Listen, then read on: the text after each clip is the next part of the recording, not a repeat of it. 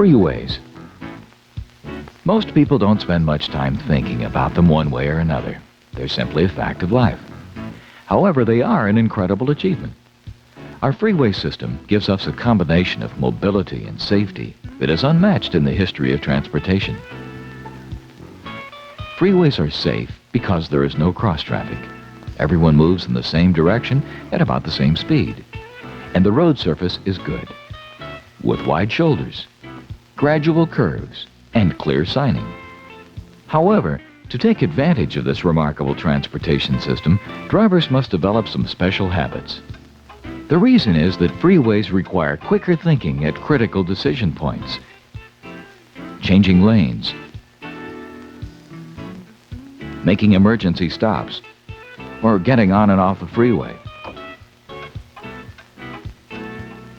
Getting off the freeway or exiting is a good place to look at these special habits. Perhaps the most important habit to develop is to anticipate the exit and move into the appropriate lane, left or right, well in advance. To do this, you must know the name of your exit as well as the one before it. This involves planning your trip with a map if you're in a strange area. Before you change lanes to exit, look in your mirrors, signal, and then double-check by looking over your shoulder. This is called a head check and is a very important habit to develop in freeway driving.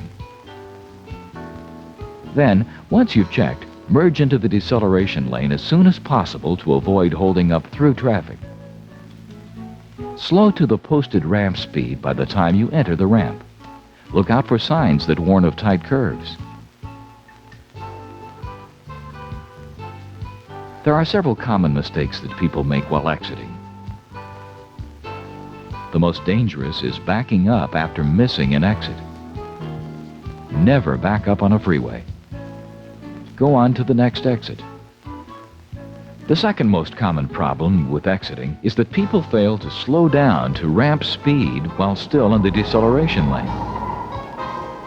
After a long trip on the freeway, people also tend to fail to lower their speed to that of regular traffic when they enter the surface streets.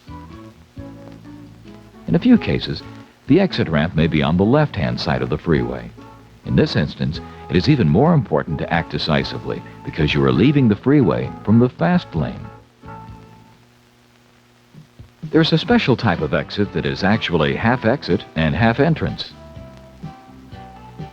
It's called a weave lane. A weave lane occurs when exiting and entering traffic crisscross, using the same lane for getting on and off the freeway. The safest procedure in a weave lane is for the entering motorist to yield. The exiting car should choose a gap and proceed quickly and smoothly. Weave lanes call for quick decisions and a spirit of cooperation. There is another special kind of exit where one major freeway splits off from another. This is a case where you have to be prepared to move either left or right. Usually you are warned well in advance that 2 or 3 lanes will separate to the right and 2 or 3 to the left. Often major freeway junctions are marked by diagrammatic signs like this, which give you an instant overview of the pattern or configuration of separation. One of their main functions is to prepare drivers for lane changes to the left. In fact, there is a well-thought-out system of freeway guide signs that are designed to give you the information you need to make the quick decisions required by freeway driving. Sometimes people ask themselves, especially in urban areas, why can't I have more advance warning? The exit seems to come too fast and I'm often in the wrong lane. Well, there is a series of signs designed to give just that advance warning. They are called advance guide signs. These follow a typical progression. Let's say your exit is Elm Avenue. First, you would encounter a sign warning you that Elm Avenue is coming up in 3 miles. There may be another at 1.25 miles, and again at a 1/2 mile. The exit itself will then be marked by a sign which simply indicates its direction with an arrow. There is a common confusion about these advance guide signs. When they see a sign like this, many people will ask themselves, is that 1 mile to Ramona or just to the Highway 78 exit? Well, whenever the word exit appears anywhere on the sign, the distance shown is to the exit only. The town of Ramona may be many miles off on Highway 78. There is another kind of sign that does show distance to popular destinations. It looks like this. The word exit is not anywhere on the sign. You also hear the question, why is the destination I'm looking for never on the sign? Well, clearly not every town can be listed, so it's up to you to know the major town nearest your destination.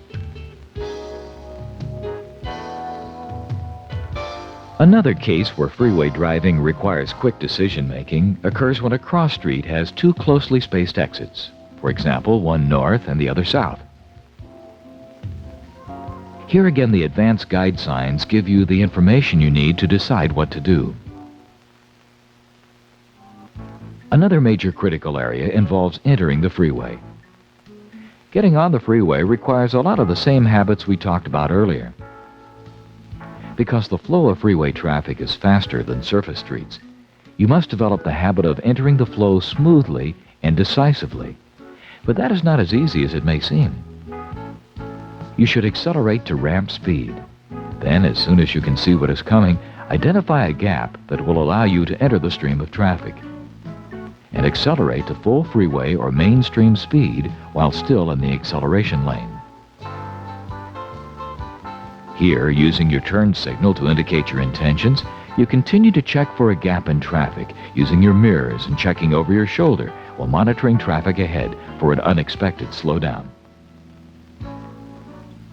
Now make a final visual check over your shoulder and then enter traffic quickly and smoothly. Get into the gap as soon as possible and turn off your directional signal. Two common mistakes drivers make while entering the freeway are hesitating on the ramp, or in the acceleration lane, and merging at too slow a speed. Once you're on the freeway, you're faced with a choice of lanes. The right-hand lane, or number 1 lane, is for entering or exiting traffic, as well as slow-moving traffic, and in some cases trucks and buses. When you're in the right lane and you see a vehicle in front of you about to merge onto the freeway, give the driver a chance. If it's safe, speed up, slow down, or move over in order to create a gap for the merging driver. Generally speaking, the middle lanes are for through traffic, passing, and in some cases, merging to other freeways at major interchanges. The left lane is for higher speed traffic. Whenever you change lanes, be sure to check your rearview mirror for the general position of cars around and behind you. Then check your side view mirror to see if the lane you want to enter is free. If it appears to be clear, then signal, make a final visual check over your shoulder, and change lanes. There are two common problems with lane changes. The first is that many cars have a blind spot over the driver's shoulder. The blind spot is the area of the roadway you don't see to the left or right rear when looking in the side view mirrors or rear view mirror.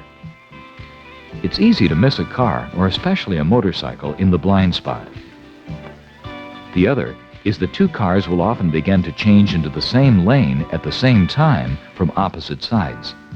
To avoid this situation, glance at your mirrors frequently to keep track of the cars on both sides and behind you. Then signal well in advance to give warning to the other driver, check over your shoulder, and change lanes. In general, the best way to avoid a collision in any situation is to maintain a space margin all around your vehicle. A space margin gives you the time, visibility, and room to react to an emergency with a smooth, evasive maneuver, rather than an uncontrolled panic stop or swerve. The space margin over which you have the greatest control is the path of travel in front of you. It's helpful to think of it in terms of 3 zones. The first is a 2-second following distance. This is the interval that a driver should leave between his or her car and the vehicle in front. The second is a 4-second stopping zone, the minimum distance you will need to stop your car at freeway speeds.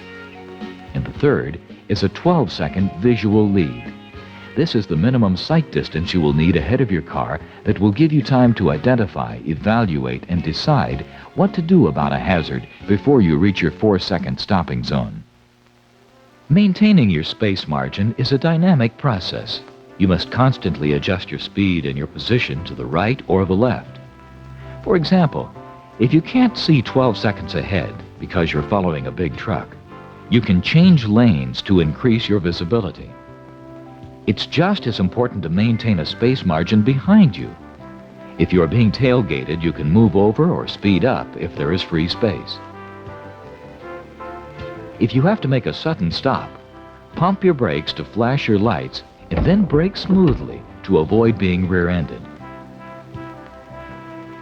It is also desirable to maneuver so as to leave a space margin on at least one side of your car so that you will always have an escape route in case of an emergency. Speaking of emergencies, they don't happen often, but once in a while you may be faced with a breakdown. When such an event occurs, the object is to get your car as far off on the nearest shoulder, either left or right, as you can. If you start to run out of gas, use the last few sputters to get your car off the road. Signal for help by putting up the hood and setting flares.